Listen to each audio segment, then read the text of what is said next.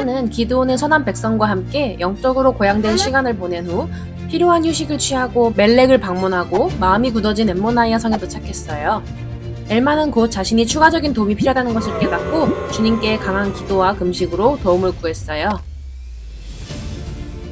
그리고 진심으로 설교하자 사람들은 오만하게 말했어요. 보세요, 엘마 대제사장님. 우리는 당신이 누군지 알아요. 당신이 교회를 세우는 사람이라는 것도 알고요. 하지만 우리는 당신의 허황된 종교를 믿지 않아요.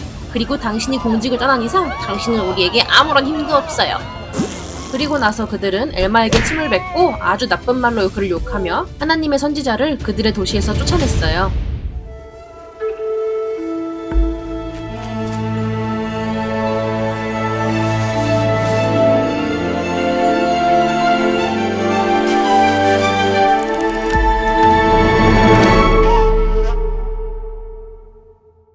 낙담한 엘마가 아론성을 향해 터벅터벅 걸어가고 있을 때 그에게 첫 번째 중요한 메시지를 전해준 바로 그 천사가 나타났어요.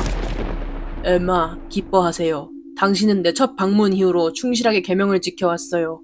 하지만 하나 더 전할 메시지가 있어요.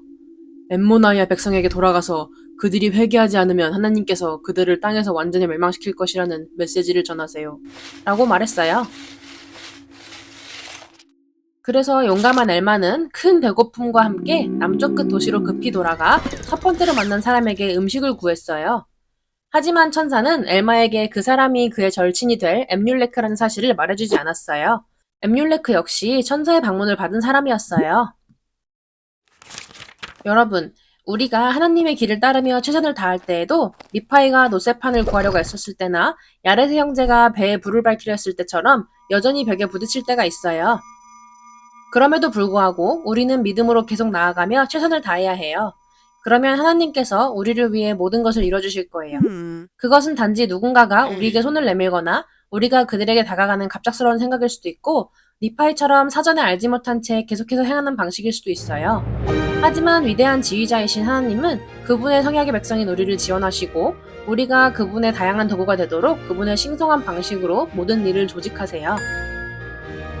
이제 곧 엠뮬레크의 배경 이야기를 다루겠지만 엠뮬레크와 함께 빵을 나누고 그의 가정을 축복하며 여러 날을 함께 보낸 후 엘마는 담대하게 서서 천사의 불과 요항의 메시지를 전했어요.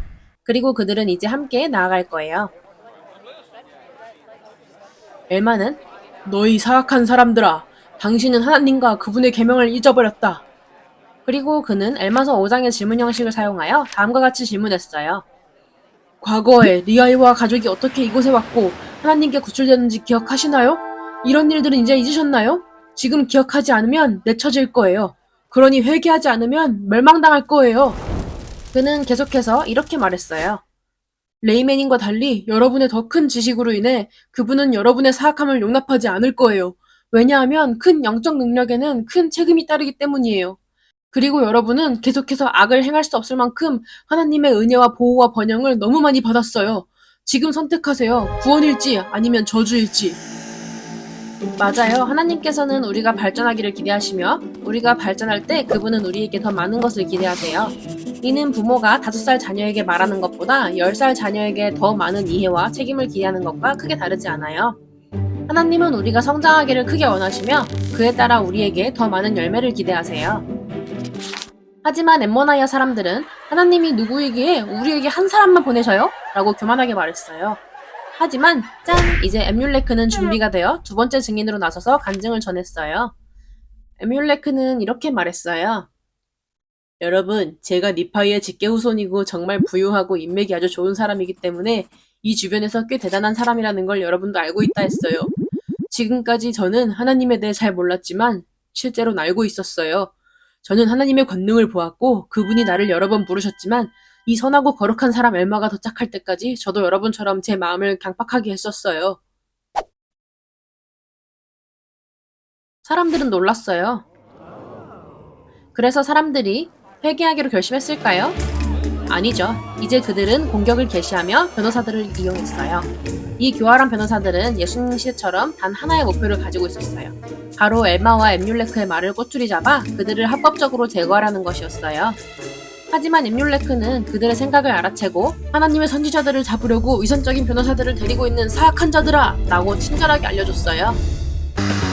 이 활발한 논쟁을 잠시 중단하고 니파이인들의 돈 시스템을 소개할게요. 과테말라의 둥지 모양의 추처럼 이것은 1, 2, 4, 7의 시스템이에요.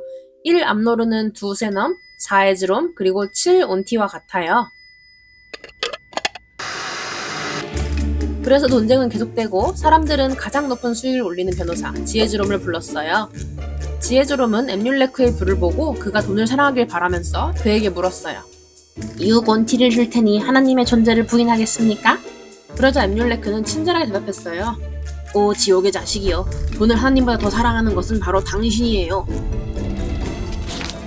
계속해서 지에즈롬은 엠뮬레크에게 교묘한 법률적 질문들을 던지며 그의 교묘한 계략을 차분히 이어갔어요. 한 하나님과 사람들이 죄 중에 구원을 받을 것인지에 대한 미묘한 질문들을 던지다가 갑자기 사냥꾼이 사냥감이 됐어요. 엘마와의 많은 준비 시간을 통해 에뮬레크의 지식과 믿음은 굳건해졌고 엘마의 강력한 비유를 사용하여 지에즈롬을 방심하게 만들었어요. 에뮬레크는 지에즈롬이 하나님의 심판대 앞에 서서 모든 죄를 생생하게 기억하며 심판받는 장면을 상상하게 했어요. 지에즈롬은 자신의 양심이 깨끗하지 않다는 것을 알고 있었어요.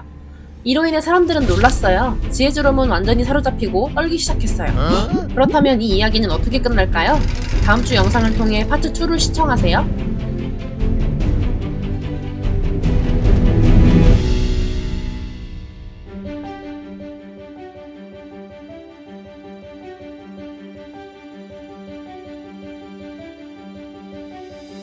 이 영상을 재밌고 유익하게 보셨길 바래요. 이제 여러분이 직접 경전과 그 뒤의 이야기까지도 공부할 차례예요. 계속해서 배우고 싶다면 말씀에 말씀을 더하고 버저나를 따르라와 함께하세요.